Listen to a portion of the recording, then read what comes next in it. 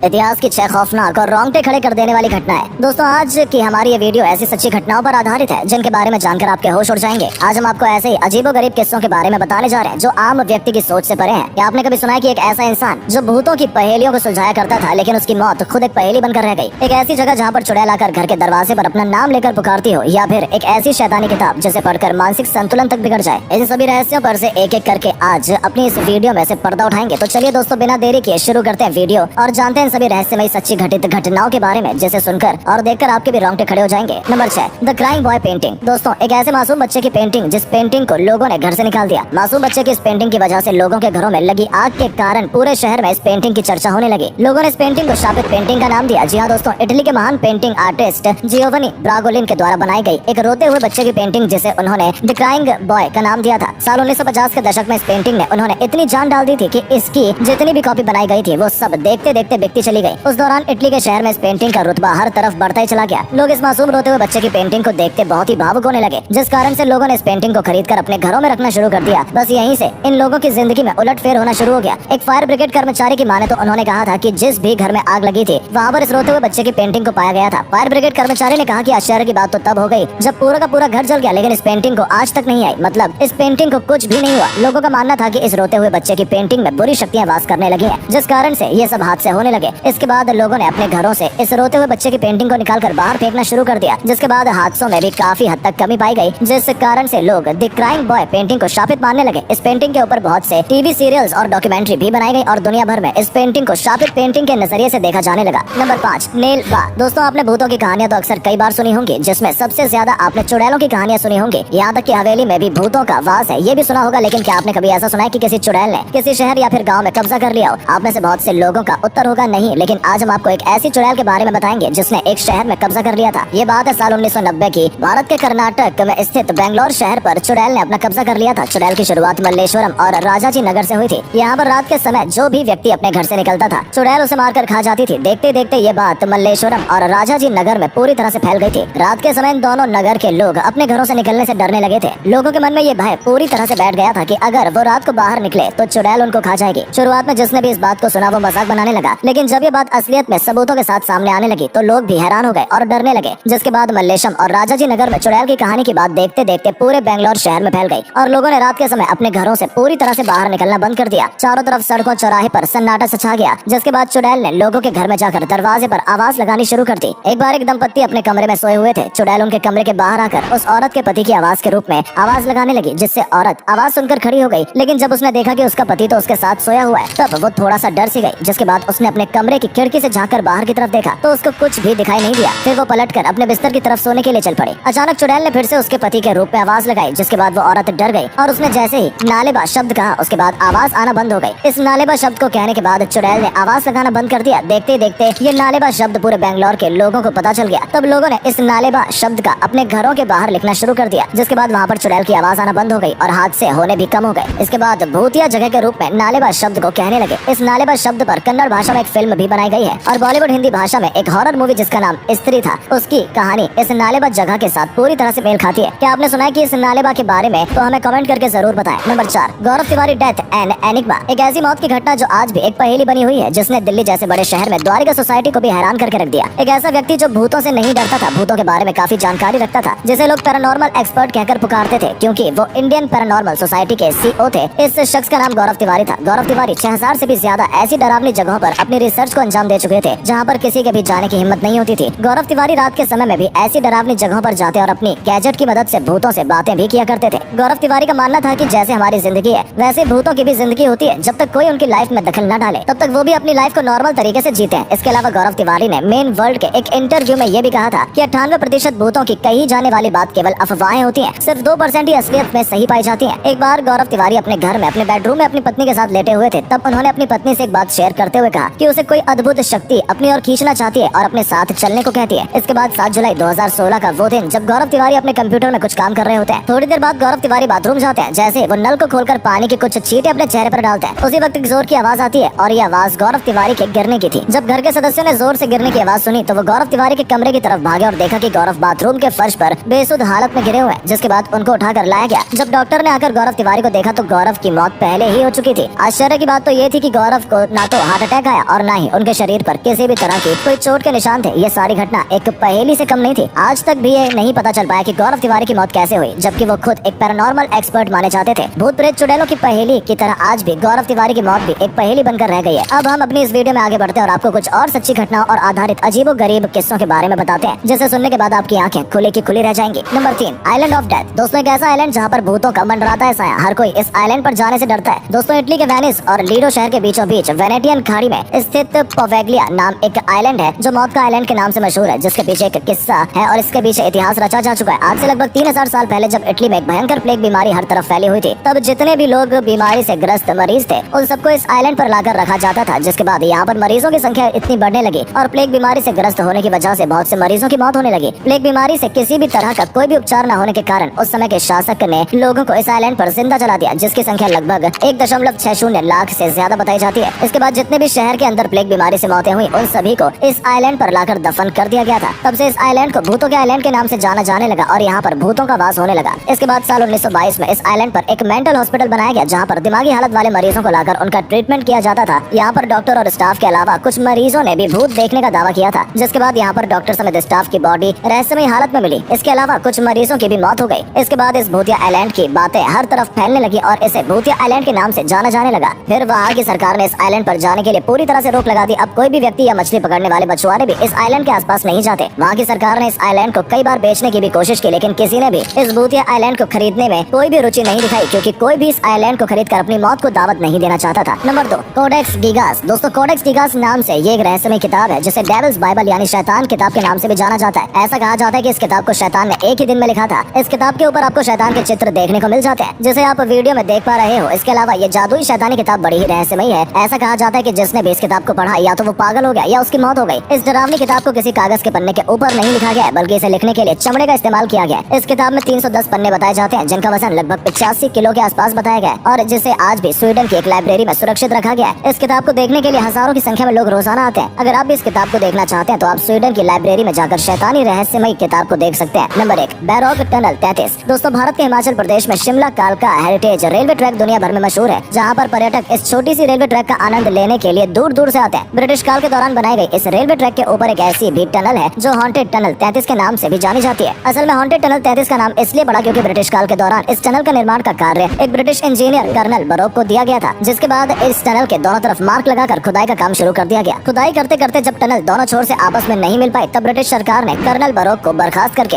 ₹1 जुर्माना लगा दिया। इससे कर्नल बरोक ने अपनी शर्मिंदगी समझी और फिर उसने उसी टनल के पास आत्महत्या कर ली। जिसके बाद यहाँ पर बहुत सी ऐसी घटनाएं घटने लगी जिसे भूतिया घटना कहा जाने लगा। आसपास के क्षेत्रों के लोगों का मानना था कि उन्होंने यहाँ पर कर्नल बरोक का साया इस टनल के आसपास देखा है, जिसके कारण से यहाँ पर ये घटनाएं हो रही थी। इसके बाद इस टनल का नाम कर्नल बरोक के नाम पर रखा गया, जिसे लोग आज हॉन्टेड टनल 33 के नाम से भी जानते हैं। तो दोस्तों, कैसी लगी आपको हमारी ये वीडियो? क्या कहना चाहेंगे आप इस सच्ची घटनाओं पर आधारित अजीबो गरीब किस्सों के बारे में? हमें कमेंट करके जरूर बताएं। आप अगर हमारी इस वीडियो में नए हैं तो हमारे चैनल को सब्सक्राइब करके वीडियो को लाइक जरूर कर दें। मिलते हैं आपसे अपनी अगली वीडियो के साथ, तब तक के लिए